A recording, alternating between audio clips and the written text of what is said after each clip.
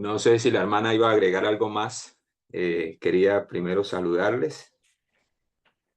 El tiempo es de usted, querido. Gracias Listo, por estar muchas aquí. gracias. Muchas gracias por esa bienvenida. Bien, vamos a aprovechar entonces, vamos a hacer el estudio profético de este pasaje que de una u otra manera ha sido muy controversial y han surgido algunas teorías que eh, han direccionado lo que el Señor ha dado a través de esta profecía para los últimos días. Recuerden, hermanos, que nosotros utilizamos siempre nuestro método de interpretación profética es el historicista, no es futurista ni hacia el pasado, sino siempre vamos en base a la historia. Así que de una manera especial vamos a analizar este pasaje en base al cumplimiento de las profecías y que tiene que enlazar. Ninguna profecía puede ir, eh, podríamos decir, cuando miramos las profecías de tiempo, casi todas están relacionadas. Se conecta un evento con otro. Vamos a colocar un ejemplo. La profecía de las 2300 tardes y mañanas están conectadas con la profecía de las 70 semanas. Vamos a orar primeramente antes de introducirnos porque este es un tema que necesitamos tener claro, hermanos, porque Dios quiere llevarnos a través de esta profecía de tiempo al momento culminante y especial de la historia de este mundo. Y queremos, a través de esta interpretación que está revelada a través de la palabra de Dios y a través del espíritu de profecía, queremos llegar a cuál es el punto principal por qué Dios estableció esta profecía de tiempo, cómo se ha cumplido y cuál ha sido el propósito de ella, en especial para estos últimos días.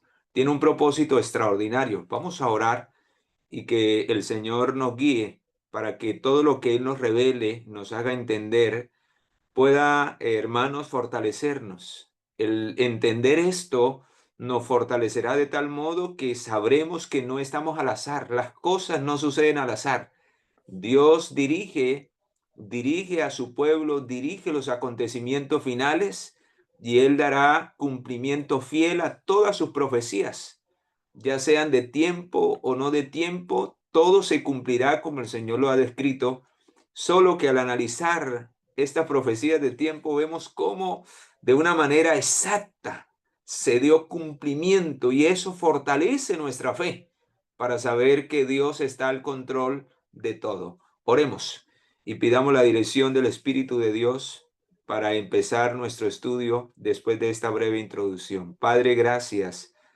Gracias por darnos el privilegio de poder meditar en esta profecía tan significativa que tiene un marco histórico poderoso y que nos lleva al final de los días, cuando el tiempo ya no sería más y que nos lleva al momento exacto donde se cierran todas las profecías de tiempo, con el fin de centrarnos en el evento más importante antes de su segunda venida, Señor, y es el inicio del juicio en el santuario celestial. Por favor, ayúdanos para que en esta hora podamos, a través de este mensaje, de esta interpretación, ser llevados por tu Espíritu a comprender cuán bienaventurados somos al participar hoy, al estar en el tiempo donde la hora del juicio ha comenzado y donde la expiación se está llevando en el santuario celestial. Es un tiempo solemne y pocos han sido privilegiados. En comparación con los miles que han vivido en esta tierra, nosotros somos los bienaventurados de los últimos días. Háblanos a través de tu palabra y de la voz profética en el nombre poderoso de Jesús. Lo pedimos y lo agradecemos. Amén y amén. Bien, mis amados, vamos entonces a deleitarnos a través de esta profecía. Me encanta, me gusta mucho porque eh, se da un cumplimiento perfecto. Recordemos, hermanos, que cuando las profecías de tiempo se dan por días, en el lenguaje profético un día equivale a un año. Según lo podemos verificar día por año en Números 14:34 y en Ezequiel capítulo 4 versículos 5 y 6 para quien quiera corroborar. Así que de una manera especial, cuando habla, dice Daniel capítulo 12, vamos allí, que va a ser nuestro base, este texto base, vamos a abrir la palabra de Dios, Daniel capítulo 12. Vemos que allí se describe una profecía de tiempo y que tiene una cronología parecida a otra que ya tenemos una revelación más profunda donde más se ha detallado y es la profecía de los 1260 años. O sea que de una u otra manera tiene un equivalente muy parecido. ¿Significa esto que estas dos profecías, los 1290 años y los 1335 años, porque día por año equivale a un año literal, proféticamente se le llama día, pero es literalmente años? ¿Será que tiene que ver, se relaciona este periodo de tiempo, estos dos periodos de tiempo, con otra profecía que la Biblia registra de varias maneras, llamada la profecía de los 1260 días? Esa es la más conocida. Y tenemos la interpretación de esa profecía para quienes no la conocen, porque puede haber alguien que no la conozca. Es una profecía que, al igual que la otra, que es la más extensa, la de las 2300 tardes y mañanas o días, recuerden que se le llama tarde y mañana al día, porque así fue desde la creación, y equivale a 2300 años proféticos. ¿Será que todas esas profecías se conectan? Sí, hermanos. Vamos a empezar por la más grande para ir a esta, porque no podemos desconectar las otras. Todos tienen una misma conexión y todas apuntan a un mismo objetivo: el inicio del juicio en el santuario celestial.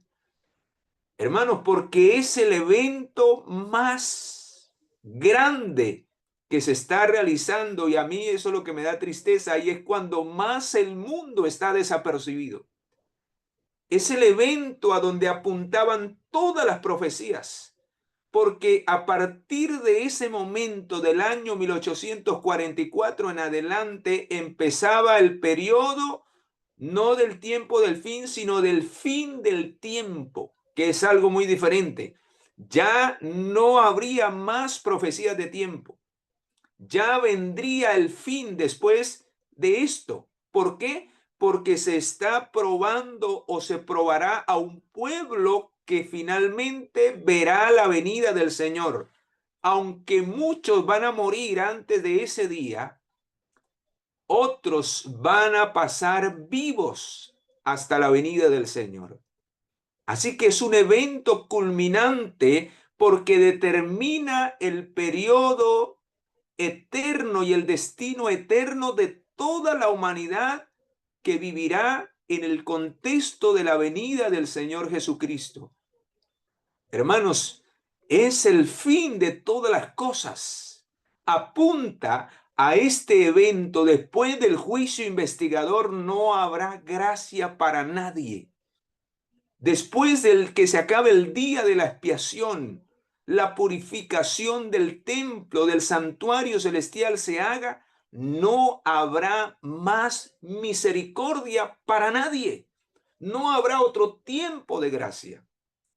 Por eso estas profecías de tiempo apuntan y llegan hasta el periodo conocido como el día del Yom Kippur, el día de la expiación del santuario celestial.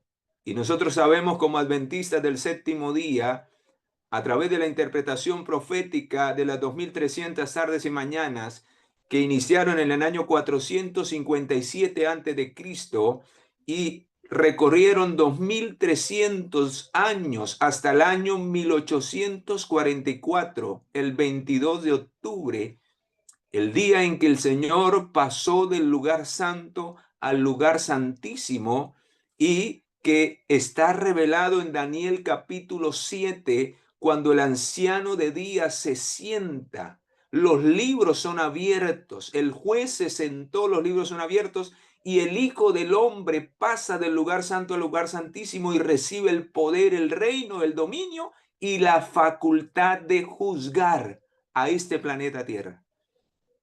Porque cuando vamos al libro de San Juan capítulo 5 versículo 22, hablando del juicio de esta tierra, dice allí, aunque Daniel 7 versículo 9 en adelante habla de que el Padre es el juez, el anciano de días es el juez del universo, a quien se le da la facultad de juzgar como el Hijo del Hombre a este planeta Tierra es a Jesucristo, porque Él nos compró con su sangre.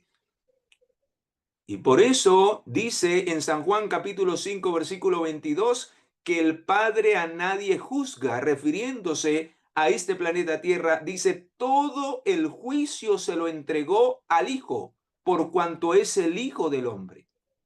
No hay otro mayor capacitado que Jesucristo, pues Él vivió en medio de nosotros. Pues Él comprende nuestras luchas, comprende nuestras tentaciones, comprende nuestras debilidades. Fue tentado en todo según nuestra semejanza, pero sin pecado. O sea que quienes sean juzgados por el Hijo del Hombre nunca tendrán excusa contra algún pecado. Nadie podrá decir no es posible, no fue posible vencer ese pecado, porque Él es el mayor testimonio de que sí es posible vencer el pecado en la carne a través de los méritos y de la fe en el poder de Jesucristo, porque todo lo podemos en Cristo, porque Él nos fortalece. Y quiero añadir a esto un párrafo de la mensajera de Dios para que entendamos, hermanos, que no habrá más profecías de tiempo después del año 1844. Lo que habrá es un mensaje solemne de preparación y fue dado precisamente a partir de ese año. Fue dado a partir de ese año. A partir de ese año, en el contexto del año 1843 y 1844, se inició la predicación del mensaje de los tres ángeles. Así que ese mensaje es el que habrá de preparar a un pueblo para el juicio. Porque el juicio termina en el contexto del mensaje del tercer ángel. La prueba final que soportarán los que estén vivos cuando la bestia, que es el poder romano, que por ese periodo de los 1260 años recibió la herida de muerte al final de ese periodo, volvemos, ya hablamos de los 2300 años, 457 antes de Cristo, 1844 después de Cristo, 2300 años. Pero dentro de ese periodo se nombra otro periodo que es los 1260 días, o también tiempos y medio tiempo, o también 42 meses, que es lo mismo. Y 2 veces se registra en Apocalipsis 12 que el pueblo, la mujer, sería perseguida por 1260 años. Y para quienes no saben cuándo se cumplió ese periodo, se cumplió a partir del año 538, cuando empieza una persecución acérrima a través del Tribunal de la Inquisición por medio del papado y de los poderes políticos unidos con los eclesiásticos. Empieza empieza la, entre comillas, porque yo no le llamo santa, de santa no tenía nada, la Santa Inquisición. Y es la persecución de todos aquellos que estaban en contra de este poder y que eran fieles a Dios y a su palabra. Y esta persecución, este tiempo que he llamado en la historia y en la Edad Media, el tiempo de mayor oscuridad, en donde también Apocalipsis 11 habla que los dos testigos estarían vestidos de cilicio, 1260 años, donde la palabra de Dios, hermanos, se mantuvo oculta, fue perseguida casi hasta la muerte. Miles murieron por preservar las verdades de las Escrituras. 1260 años de persecución por este poder romano papal que se había unido con el poder político para perseguir a aquellos que eran herejes, según ellos, porque no seguían las mentiras y los engaños de este poder en ese tiempo. Y esta terminó en el año 1798, cuando el general Berthier, a través de las tropas de Napoleón, tomó cautivo al Papa Pío VI y le dio la herida de muerte. Esa es la herida de muerte descrita en Apocalipsis capítulo 13, pero que al final de los días esa herida de muerte sería sanada. En otras palabras, este poder que dejó de gobernar, que dejó de recibir el poder político para poder ejercer su autoridad, volvería nuevamente a surgir en el campo de la batalla final de la historia de este mundo en los últimos días. Así que 1798, 538 a 1798, 1260 años. Ahora la pregunta es, ¿qué tiene que ver esto? ¿Se relaciona esto con el otro periodo que es muy parecido en años? 1290 días o años y 1335 días. Vamos a leer Daniel, vamos a leer ese pasaje. Luego de tener esto en la mente contextualizado, vamos a ver si se conectan estas profecías de tiempo con lo que dice, si se conecta las 2300 días o años y los 1260 años con los 1290 y 1335. Vamos a mirar qué conexión tiene eso y hacia dónde apunta todo. Dice Daniel, vamos allí, Daniel capítulo 12, versículo 10, muchos serán limpios y emblanquecidos y purificados, los impíos procederán impíamente y ninguno de los impíos entenderá, pero los entendidos comprenderán. Desde el tiempo en que sea quitado el sacrificio continuo. Cuando vamos al original, los traductores agregaron esa palabra sacrificio. En realidad aparece solo cuando se ha quitado el continuo. ¿Y qué es el continuo? ¿A qué era llamado el continuo dentro del contexto del santuario, mis amados? Era lo que se realizaba cada día en el atrio y en el lugar santo. Escucha muy bien, en el atrio y en el lugar santo. Esto es clave, hermanos. Esto es clave. En especial en el lugar santo había algo que se mantenía de continuo. En realidad eran tres cosas que se hacían continuamente. Que se hacían continuamente en el lugar santo. Pregunto, antes de pasar Jesús del lugar al lugar santísimo, ¿dónde se encontraba realizando el continuo? En el lugar santo. En el lugar santo estaba realizando su obra continua de mediación por su pueblo, por aquellos que se allegan a él por fe. Se encontraba en el lugar santo. Cuando ascendió al cielo, ascendió al lugar santo. Y dice aquí que en ese tiempo, ¿sí? Entonces aquí empezamos a entender algo. si esto ubica al tiempo donde Jesús estuvo en el lugar santo, realizando el continuo, ¿sí? El continuo. ¿Y qué era el continuo en el contexto del lugar santo en el santuario terrenal? Para que entendamos lo que estaba sucediendo en el cielo. Y esto fue precisamente lo que fue echado por tierra por este poder que se levantó al inicio de los 1290 años. Porque aquí dice, terminemos de leer, después de aquel tiempo será quitado el sacrificio continuo hasta la abominación desoladora.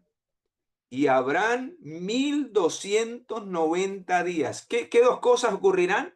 Será quitado el continuo y vendrá una abominación desoladora. Y durante ese periodo durará o pasará 1290 días o años literales. ¿Qué era el continuo en el lugar santo? Pues según Éxodo capítulo 30, versículo 8, el incienso se debía quemar continuamente, perpetuamente se debía quemar en el lugar santo.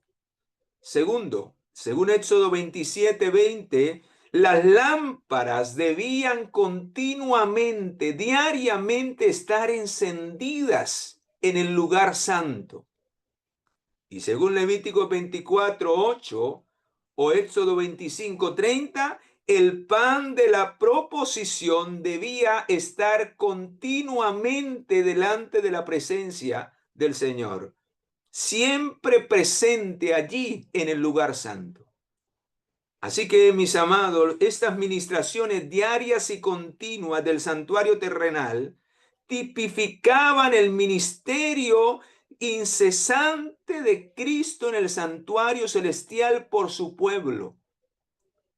Él cada día ofrecía allí en el lugar santo. En el contexto de ese periodo ofrecía su gracia, su misericordia, porque el incienso es símbolo, dice la inspiración divina y dice la palabra de Dios en el libro de Apocalipsis 8:5 dice que el incienso se mezcla con las oraciones de los santos y la mensajera de Dios dice que el incienso simboliza la intercesión, la sangre del Señor que se mezcla con nuestras oraciones para que sean aceptadas por el Padre Celestial. Simbolizan los méritos de Jesús. Y Él también continuamente comparte, Él continuamente da pan, alimento a su pueblo. Ese maná que desciende del cielo, ese pan que desciende del cielo continuamente. Así que, mis amados, ¿qué sucedió en ese periodo y cómo sucedió que fue quitado el continuo sacrificio? ¿Qué fue lo que sucedió al inicio de ese periodo? ¿Cuándo en realidad inició ese periodo? Pues hermanos, si vamos a la historia, fue precisamente en el año 508, escucha muy bien esa fecha, en el año 508 donde Clovis, rey de los francos, estableció el sacerdocio de la iglesia papal. En otras palabras, le dio autoridad a la iglesia papal de ejercer autoridad y poderío a través del sacerdocio, echando por tierra el continuo sacerdocio de Jesús allá en el lugar santo del santuario celestial. ¿Y cómo lo hizo? Esa mediación continua que Cristo ofrecía en el santuario celestial fue derribada, fue echada por tierra a través de este poder que se le dio autoridad precisamente en ese año donde el rey de los francos, Clovis, se bautiza y se convierte al cristianismo, entre comillas, y le da autoridad al poder papal, autoridad política autoridad de ejercer lo que ellos quisieran hacer, y que luego, 30 años después, en el año 538, hermanos, viene la desolación, vienen las persecuciones, viene todo lo terrible que vimos. Y por eso estas dos profecías se conectan. Solo que esta de 1290 años inicia 30 años antes, porque da inicio especial a ese momento donde este rey derrota y acaba con los últimos opositores que estaban en contra del papado. Recuerdan que para el papado subir a la cumbre tuvo que derribar 3 cuernos, 3 tribus bárbaras que estaban haciendo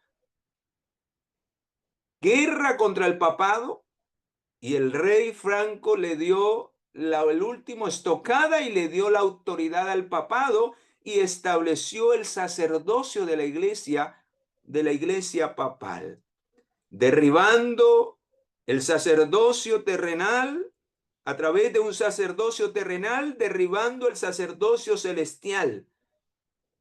Y todas esas blasfemias que se describen, esos ritos, esa misa, todo el sacerdocio terrenal que ministran hoy y que se da a través de esto, hermanos, inició en el año 508, cuando se le da ese poder al papado para que él quite ese continuo. Y eso era lo que describía Daniel. Vamos a Daniel. Cuando el ángel decía, vamos a Daniel, capítulo 8, ¿recuerdan? Daniel capítulo 8, eso sucedió en el año 508. Lo que Daniel capítulo 8, versículo 13 describe esas palabras de angustia. Vea lo que dice allí. Daniel capítulo 8, versículo 13, dice: entonces oí hablar a un santo, y otro de los santos preguntó a aquel que hablaba: ¿hasta cuándo durará la visión del sacrificio continuo y la prevaricación asoladora? Y entregará, dice, y la entrega del santuario y del ejército para ser pisoteados. ¿Y cuándo empezó? En el año 508. ¿Hasta cuándo? Según la profecía, da hasta el año 1798. Porque si contamos desde el año 508 hasta el año 1798, serían 1290 años. Pero según la profecía, son 1290 días, pero día por año en la profecía se interpreta que son 1290 años. Hasta el año 1798, donde finalmente terminaría la abominación desoladora, donde finalmente, queridos, fue derribada esas prácticas papales, esas misas, ese sacerdocio, esa confesión, esa mediación, esas indulgencias, fueron ya echadas por tierra y le fue quitado el poder al papado. Por eso la profecía dice, según lo que leímos en Daniel 12, que ¿cuánto duraría eso? ¿Hasta cuándo? Vamos a volver a leerlo después de entender esto. Dice Daniel capítulo 12, versículo 11.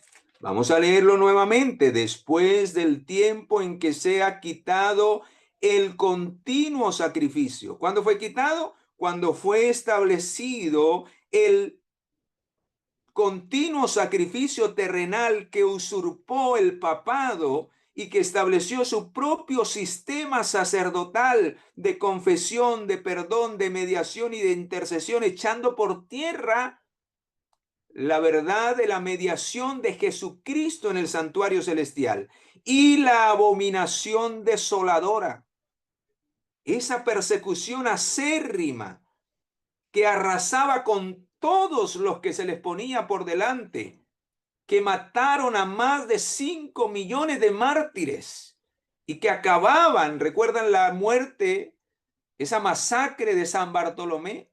¿Cuántos miles de cristianos murieron? Asolados, derribados, como herejes, quemados, con guillotina. En una noche murieron cientos, más de 2000 degollados con la guillotina. Terrible, hermanos. ¿Y cuánto duraría esa abominación desoladora? Dice, desde que se ha quitado el continuo hasta la abominación desoladora, habrá 1290 días. 508 a 578, 1290 años o días en el caso de la profecía, pero sabemos que es un día por año, 1290 años. Ahora ya hemos analizado esto, pero ahí no termina. Hay algo más. Versículo 12, y aquí viene lo más extraordinario. Versículo 12, bienaventurado, o sea, dichoso, feliz, el que espere y llegue a 1335 días. 1335 días. O sea, ¿cuántos años más? ¿Cuántos años más se le suman para que lleguemos a esa fecha? Para que lleguemos a esa fecha, ¿cuántos años más se le suman para que lleguemos a 1335 días de 1290? ¿Cuántos años tenían que pasar para llegar a 1335 días? 45 años. 45 años, porque si a 1290 le sumamos 45, llegamos ¿a qué año? ¿A qué año? Ah, llegamos, hermanos, al tiempo de ese verano del año 1843-1844. Si sumamos desde el año 1798, 45 años, llegamos al año 1800, 1843, 1844. ¿Y por qué la profecía apunta de que quien llegue hasta esa fecha sería bienaventurado? Sería bienaventurado. Dice, bienaventurado el que espere y llegue a 1335 días. Entonces, si analizamos 1335 días, desde el año 508, sumando 1335 años, porque son día por año, llegaríamos a mediados del año 1843-1844. ¿Por qué es tan importante llegar a esa fecha, a ese año en especial? Porque, hermanos, en ese año de una manera especial se estaba cerrando, estaba a punto de cerrarse otra profecía que es la más larga de todos los tiempos, la profecía de los 2300 tardes y mañanas. Y por eso cuando vamos allí al libro de Daniel y volvemos a lo que el santo exclamó, en el versículo 13 dice, el 14, y él dijo, hasta 2300 tardes y mañanas, y luego el santuario sería purificado. Ah, con razón, hermanos. Porque aunque el continuo y la desolación, abominación desoladora durarían hasta el año 1798, solo hasta 1844, que termina las 2300 tardes y mañanas, es que se iniciaría la expiación del santuario celestial. Iniciaría el gran evento final que daría fin al tiempo de la gracia. Y por eso la profecía de los 1335 días apuntaban a ese mismo momento. cuando estaban a vísperas de darse el cumplimiento final del cierre de la gracia a través del inicio del juicio investigador o el inicio del juicio en el santuario celestial que he llamado aquí el día de la expiación, la purificación del templo. Hermanos, extraordinario, porque quienes tuvieron la oportunidad de llegar hasta esa fecha fueron bienaventurados, queridos. Los que permanecieron fieles hasta esa fecha fueron bienaventurados. ¿Saben por qué? Porque, hermanos, cuando conectamos esta bienaventuranza con otra que hay en el libro de Apocalipsis, cobra más relevancia aún. Y se conectan ambas. Vamos a mirar en el libro de Apocalipsis, por eso Apocalipsis y Daniel se deben estudiar juntos. Vea que no es casualidad que hay algo que se dice para los que lleguen a esa fecha o los que desde esa fecha pertenezcan al pueblo de Dios. Ay, vea lo que dice Apocalipsis 14. Apocalipsis 14, versículo 13, vea lo que dice. Oí una voz que decía desde el cielo. ¿Qué decía esa voz? Decía, escribe, bienaventurados. ¿Serán los mismos bienaventurados de Daniel? Los que dice que los que lleguen hasta ese periodo de tiempo del año 1844, ¿por qué serán bienaventurados? Ah, aquí dice, bienaventurado de aquí en adelante. Pero si nosotros vamos a Daniel, dice, bienaventurado el que llegue. O sea que Daniel estaba mirando hacia el futuro y estaba visualizando el futuro y estaba diciendo, bienaventurado el que llegue a esa fecha. Y aquí dice, bienaventurado el que de aquí en adelante, el que de aquí en adelante muera los muertos en el Señor. ¿Cómo así que de aquí en adelante? Los que mueren en el Señor.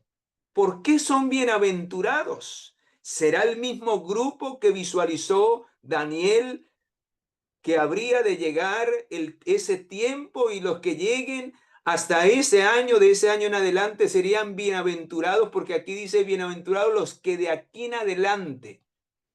¿Cómo conectamos ambas cosas? Pues hermanos, si ustedes miran el contexto del capítulo 14, versículo 13, es el contexto del mensaje de los tres ángeles. Y les hago una pregunta. ¿En qué periodo de tiempo se inició la proclamación del mensaje de los tres ángeles? ¿No fue en el periodo del año 1843 en adelante, del año 1844 en adelante, donde el Señor levanta a su pueblo?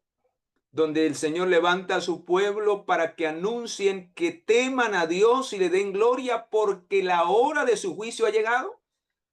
¿No es el mensaje de los tres ángeles el anuncio de este evento extraordinario que se estaba iniciando en el santuario celestial, donde Jesús había pasado de ese continuo allí en el santuario, en el lugar santo, para pasar al lugar santísimo a realizar su última obra, que es la obra de juicio?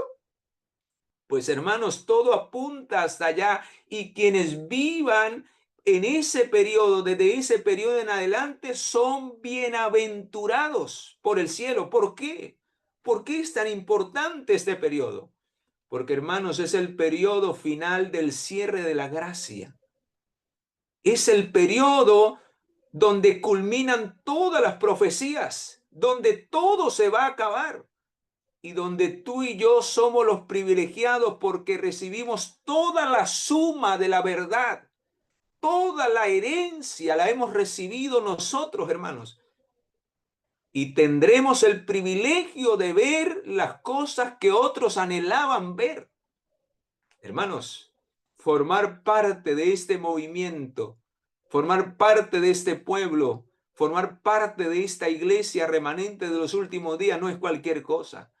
Por eso dice, bienaventurado el que llegue hasta ese periodo, porque de ahí en adelante, dice aquí, los que mueran bajo el mensaje de los tres ángeles serán privilegiados por el cielo. No solamente por la luz y la herencia que hemos recibido de nuestros antepasados, no solamente por vivir en el tiempo del fin, no solamente por ver el cumplimiento de esta profecía, sino porque, hermanos, habrá algo especial, en especial para los que mueren. Para los que mueren o los que han muerto desde el año 1844 en adelante serán bienaventurados. ¿Saben por qué? Porque, hermanos, habrá al final una resurrección especial. Habrá una resurrección especial donde solo resucitarán entre los justos los que murieron a partir del año 1844, que se inició a predicar el mensaje de los tres ángeles. Serán los únicos privilegiados de ver la venida del Señor con los que estén vivos y no pasarán por la muerte, los que verán la venida del Señor y oirán el día y la hora de la venida del Señor y verán la venida desde que aparece en una nube hasta que finalmente se acerca a este planeta Tierra con poder y gran gloria. Porque el resto de los muertos no serán bienaventurados de esa manera. Todos resucitarán luego después de que Cristo ya haya llegado y ya esté sobre este planeta Tierra. Y usted dirá, ¿dónde dice eso? Vamos al libro de Daniel capítulo 12. ¿Por qué son bienaventurados los que lleguen hasta ese periodo y de ahí en adelante mueran, según lo que acabamos de leer? ¿Por qué son bienaventurados? Vamos a leer, hermanos, aquí viene lo lindo de aquellos que gozarán de ese privilegio. O sea, hermanos, si usted muere siendo fiel al Señor, bajo este mensaje, preparado, temiendo a Dios, dándole gloria, porque la hora de su juicio ha llegado, predicando este mensaje, hermano, usted resucitará en la resurrección especial. Usted será de los bienaventurados de los últimos días, porque tendrá el privilegio de levantarse antes de que Cristo aparezca en las nubes de los cielos. Alabado sea el Señor. Vamos a mirarlo. Daniel describe esa resurrección especial y luego vamos a la voz profética para profundizar más en detalle este evento. Por eso todo apunta, todas las profecías de tiempo apuntan a este gran evento del Yom Kippur, porque es el evento culminante, es el evento al cual debemos estar todos preparados y llamar la atención del mundo, porque después de eso no habrá gracia para nadie y todo acabará. Vamos a mirar si la palabra de Dios lo describe, la resurrección especial de los redimidos. Vamos allí y vea, y es en el contexto cuando se termina el tiempo de gracia. Esa resurrección terminará, hermanos, esa resurrección llegará precisamente después de que termine el juicio. Por eso son bienaventurados los que vivan y sean fieles durante el juicio, porque resucitarán en esa resurrección especial después de que termine el juicio. Vamos a mirar. En aquel tiempo, dice el versículo 1, se levantará Miguel, el gran príncipe que está de parte de los hijos de tu pueblo. Será tiempo de angustia. ¿Cuándo llegará el tiempo de angustia? Cuando se cierre la gracia, cuando se acabe el sellamiento, cuando Cristo deje de interceder, cuando Cristo finalice su juicio y cada caso quede decidido para vida o para muerte. Cuando el Espíritu de Dios sea retirado de la tierra, se acabará la gracia y la misericordia. Y si usted mira lo que dice en el conflicto de los siglos, dice que aquellos que despreciaron a Cristo y no se prepararon para enfrentar el juicio, hermanos, recibirán los demonios. Este mundo quedará endemoniado. Por eso vendrá un gran tiempo de angustia, porque el diablo usará a los seres humanos para intentar matar, si fuere posible, a los escogidos, pero los sellados no serán tocados por el diablo y sus ángeles. Por eso dice aquí que él se levantará de parte de los hijos de tu pueblo.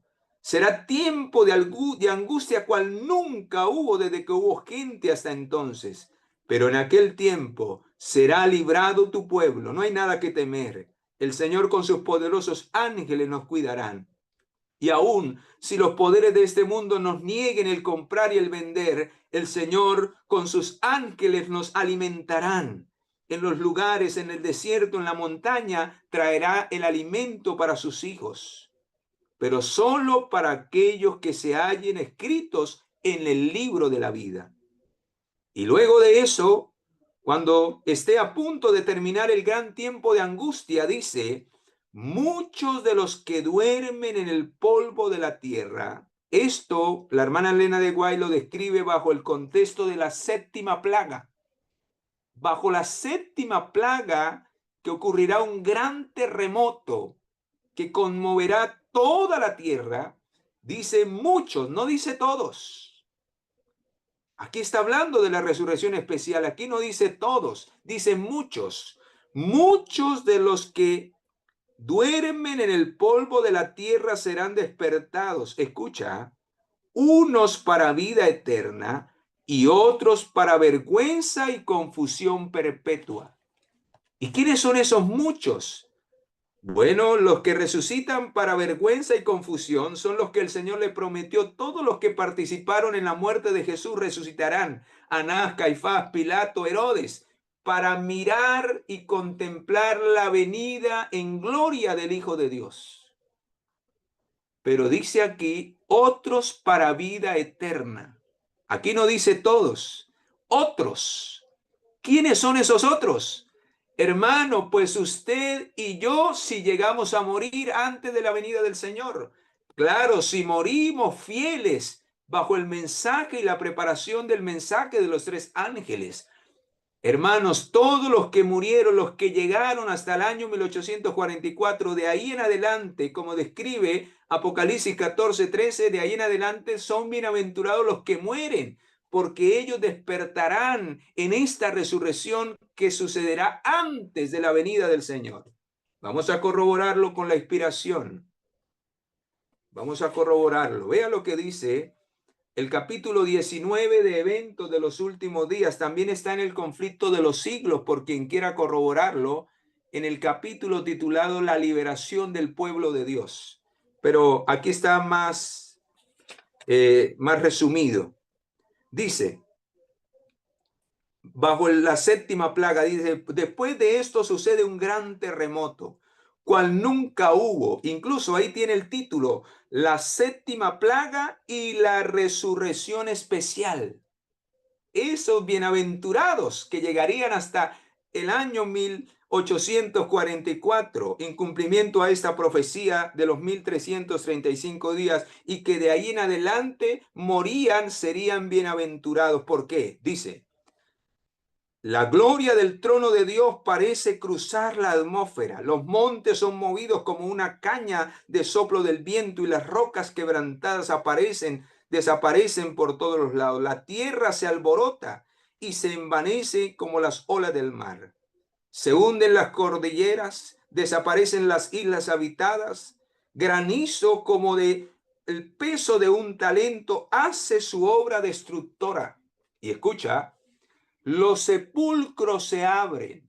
Y cita la mensajera del Señor Daniel 12:2.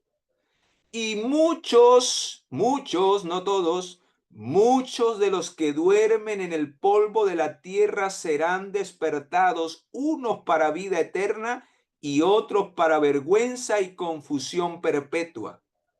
Y dice, especificando de los que se levantan para vida eterna, dice: todos los que murieron en la fe del mensaje del tercer ángel salen glorificados de la tumba para oír el pacto que Dios hace con los que guardaron su ley. Y dice, y también los que le traspasaron, los que se mofaron, los que se reyeron de la agonía, dice, mirarán, resucitarán para mirar la gloria y ver el honor en que serán recompensados los fieles y los obedientes. Ahora vamos a mirar, me gusta no solamente quedarme con una sola cita, hay otra cita en el libro de Maranata, la matutina de Maranata. Esa está en el 30 de septiembre y también tiene el título La Resurrección Especial, para quien quiera corroborar. Dice allí, me gusta, porque ahí dice otro detalle que aquí no se nombra ni en el conflicto de los siglos, pero sí lo describe aquí en esta matutina. Dice, Dios escogió la medianoche para librar a su pueblo. Mientras los malvados se burlaban alrededor de ellos, apareció pronto el sol con toda su refulgencia y la luna se paró. Aparecieron densas nubes tenebrosas, se entrechocaban unas con otras, pero había un claro, persistente esplendor de donde salía la voz de Dios, como el sonido de muchas aguas que estremecían los cielos y la tierra. Hermanos, me pusieron los pelos de punta analizando y pensando en ese momento. Qué tremendo, qué solemne. Sobrevino un terremoto tremendo. Abriéronse los sepulcros. Escucha la descripción que ella da de los bienaventurados que lleguen hasta el año, a partir del año 1844, los que mueran bajo el mensaje de los tres ángeles, dice, abriéronse los sepulcros y los que habían muerto teniendo fe en el mensaje del tercer ángel, y añade algo más, y que guardaron el sábado, se levantaron. ¿Recuerdan, hermanos, que hasta esos años la verdad del sábado se había mantenido oculta? Fue a partir de esos años donde el Señor le reveló a la mensajera de Dios que el sábado era el día del Señor y se debía de obedecer. Esas verdades fueron restauradas a partir de esa fecha en adelante. Oh, queridos, y por eso dice aquí que los que murieron bajo el contexto del mensaje de los tres ángeles y guardaron el sábado se levantaron, glorificados de sus polvorientos lechos, para escuchar el pacto que Dios iba a hacer con ellos. Extraordinario, hermanos, extraordinario. Y quiero que miremos algo interesante. Tendremos el privilegio, si morimos o estamos vivos, todos los que han vivido desde el año 1844 hasta hoy, tendremos el privilegio de oír el día de la venida del Señor. Escucha, aquí lo dice. Sobrevinieron sombras, dice, la atmósfera se partió y pronto oímos la voz del Dios, al rugido de muchas aguas, que nos anunció el día y la hora. ¿Cuándo ocurrirá esto? Después de la resurrección especial. Que oímos el día y la hora de la venida de Jesús. Los 144,000 santos vivientes reconocieron y entendieron la voz, pero los malvados creyeron que era el fragor de los truenos y de los terremotos. Al declarar el día y la hora de la venida de Jesús y conferir el sempiterno pacto a su pueblo, pronunciaban una frase y se detenían mientras las palabras de la frase retumbaban por toda la tierra. El Israel de Dios permaneció con la mirada fija en lo alto, escuchando las palabras según iban saliendo de los labios de Jehová y retumbaban por toda la tierra. Al final de cada frase los santos exclamaban gloria, aleluya, gloria, aleluya. Ay, mis amados, hasta que finalmente dice que apareció una nubecita como la palma de una mano. Así que, hermanos queridos, los que lleguen de ahí en adelante, los que mueran, tendrán el privilegio no solamente de vivir en el tiempo, en el fin del tiempo, no solamente de anunciar las verdades más completas, la verdad más absoluta y completa, contenida y almacenada por todos los siglos, sino que también, queridos, también tendremos el privilegio, si somos salvos, de ser levantados antes que todos para ver, para oír y para recibir al Rey de Reyes y Señor de Señores que viene por nosotros en gloria y majestad. Hermanos, qué extraordinario. Y por eso todo esto apunta, algunos, queridos, Han tratado de fijar fechas, de correr más eventos, hermanos. Ya no hay más fechas. Y quiero terminar con lo que dice la mensajera de Dios acerca de esto en Mensajes Selectos, tomo 1, página 220.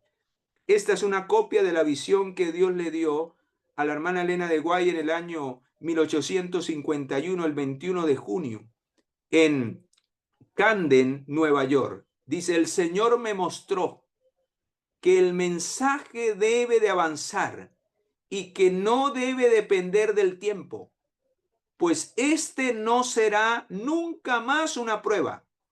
Vi que algunos están siendo objeto de una falsa excitación provocada para predicar fechas, que el mensaje del tercer ángel puede permanecer sobre su propio fundamento y que no necesita fechas para fortalecerse, y que proseguirá con gran poder y efectuará su obra de justicia, hermanos, hasta el final. Ni está contemplado en la providencia del Señor esto. Y vea esta otra cita de la Revian Han Herald del 22 de marzo de 1892. Se me ha mostrado repetidamente con respecto a la fijación de fechas. No volverá a haber, y entre comillas aparece desde 1844, un mensaje para el pueblo de Dios que esté basado en una fecha. No podemos saber el tiempo definido del derramamiento del Espíritu Santo o de la venida de Jesús. Hermano querido, por eso el Señor, el Señor quiere es que nos apeguemos al mensaje, a una preparación verdadera. Él quiere que no seamos sorprendidos, que no descuidemos los deberes de hoy por estar pensando en las fechas de mañana. Por eso ya no hay un periodo definido de tiempo. El Señor puede venir hoy para nosotros y la vida se nos acaba. Y hoy podemos ser llamados a juicio y podemos perderlo todo o ganarlo todo de acuerdo a si aceptamos o no aceptamos este mensaje con el poder del Espíritu Santo. Por eso, queridos, que Dios nos ayude para que cada día podamos vivir como los bienaventurados de los últimos días, vivir en el contexto del fin del tiempo, de que esto está por acabarse y que necesitamos, hermanos, una experiencia que hoy no tenemos. Recuerden, el justo por la fe vivirá en los últimos días. Y esa debe ser la experiencia hasta el final si queremos ser de los bienaventurados que resucitarán en la resurrección especial, o de los bienaventurados que ni siquiera tendrán que morir porque estarán vivos para recibir la venida de nuestro Señor y Salvador Jesucristo. Que Dios nos bendiga, que Dios nos ayude, y como ese remanente desde el año 1844 en adelante, seamos los privilegiados que podamos oír el día y la hora de la venida del Señor y estar en pie cuando Cristo aparezca en las nubes de los cielos. Que Dios nos bendiga y nos ayude. Quiero cerrar este momento, luego si hay alguna pregunta, si hay algún aporte, si hay algún comentario, pues lo podemos hacer, pero quiero cerrar este momento con una oración para que, hermano, no sea en vano el cumplimiento de estas profecías. Todo esto apunta a este gran acontecimiento y muchos de nosotros estamos haciendo planes todavía para este mundo. Muchos de nosotros no tenemos una verdadera experiencia, no tememos a Dios ni le damos gloria. No entendemos que la gracia se puede acabar en cualquier momento. No entendemos la condición en que realmente se encuentra hoy el mundo y posiblemente nosotros con el mundo. Que el Espíritu de Dios, a través de lo que hemos estudiado, nos haga una sacudida para entender que estamos en el tiempo más solemne, en donde el Señor nos puede sorprender como ladrón en la noche si hoy no estamos viviendo la experiencia que necesitamos vivir con Él. Oremos. Padre, gracias. Gracias por este mensaje, gracias por tu palabra. Gracias por estas profecías que nos alientan a entender que esto está por terminar, que solo queda prepararnos, Señor, y esperarte viviendo una vida de servicio para tu gloria y para tu honra. Ayúdanos, Señor, a atender a este mensaje. Necesitamos la experiencia de este mensaje para no caer con Babilonia. Necesitamos aprender a temer a Dios y a darle gloria, Señor. Necesitamos ser los verdaderos adoradores de los últimos días, o terminaremos adorando a la bestia y a su imagen. Señor, ayúdanos. Que este mensaje retumbe en nuestras conciencias y que finalmente seamos de los bienaventurados, sea que lleguemos a morir o estemos vivos, que podamos estar dentro de ese grupo predilecto que verá tu venida desde un extremo de la tierra hasta el otro y que podrá alzar sus manos en ese día, como lo dice Isaías 25:9, y decir: este es nuestro Dios, le hemos esperado y Él nos salvará. Que todos los que oyen y han de oír este mensaje podamos formar parte de ese grupo de los bienaventurados de los últimos días. En el poderoso nombre de Jesús, nuestro Señor y Salvador, lo pedimos y lo suplicamos. Amén y amén.